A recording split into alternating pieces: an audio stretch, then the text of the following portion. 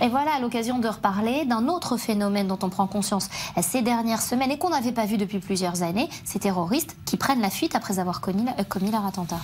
Les premiers, c'était Abou Aïché et Kawasme pour l'enlèvement et l'assassinat de 3 adolescents israéliens. Et au fur et à mesure, ces derniers mois, de nombreux terroristes ont réussi soit à presque commettre leur acte, notamment devant la localité d'Itamar, ou alors l'assassin de Raziel Chevar qui a été pendant un mois en cavale, en fuite, et celui d'hier,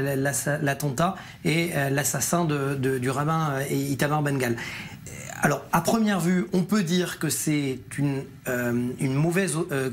compréhension des endroits où se positionne l'armée israélienne. Et lorsqu'on regarde plus en profondeur, on peut se poser la question de savoir est-ce que ce n'est pas aussi